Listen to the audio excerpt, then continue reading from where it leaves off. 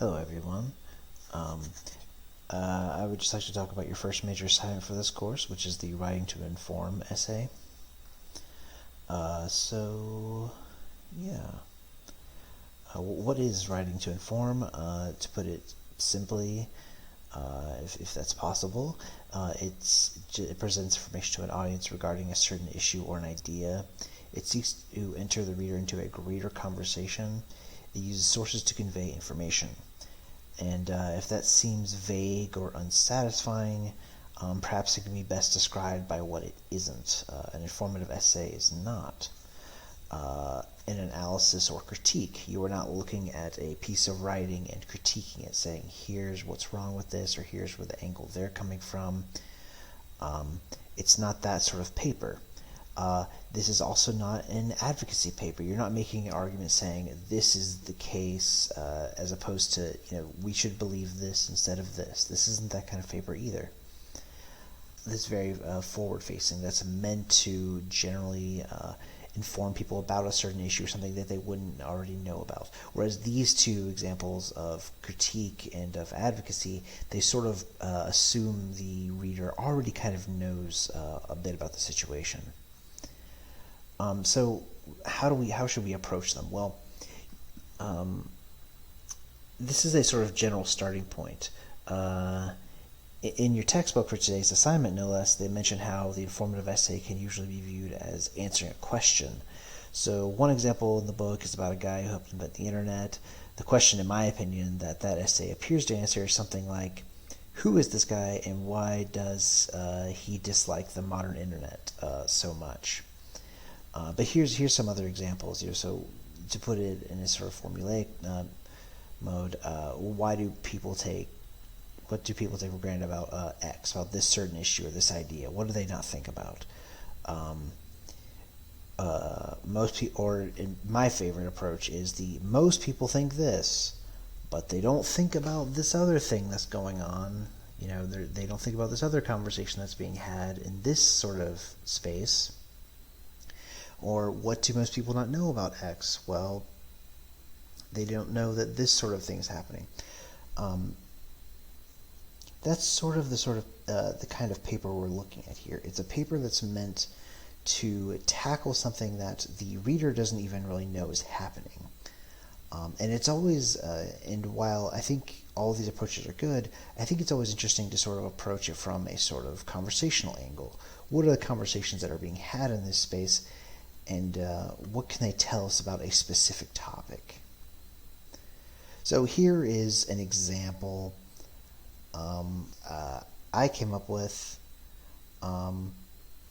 for your informative essay.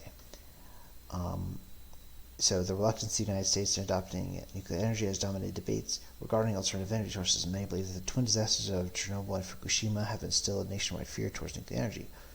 While this is a major hurdle, many are unaware of the intensive lobbying campaign spearheaded by rival oil and gas companies. So, what I'm trying to do here is I'm trying to demonstrate how there is this idea or this assumption about a certain topic, but there's this whole other thing that's going on that people don't even know about. And you'll notice that also this final sentence is in red. That's meant to be my thesis statement. This is the thing I'm kind of proving. This is the main idea of my paper. And for this type of thing, you just go ahead and say your main idea. You just want to put it out there as clearly as possible. Clarity is the goal here. So where do we go from there? Without getting too in-depth, I think I'll maybe talk about this maybe in another video.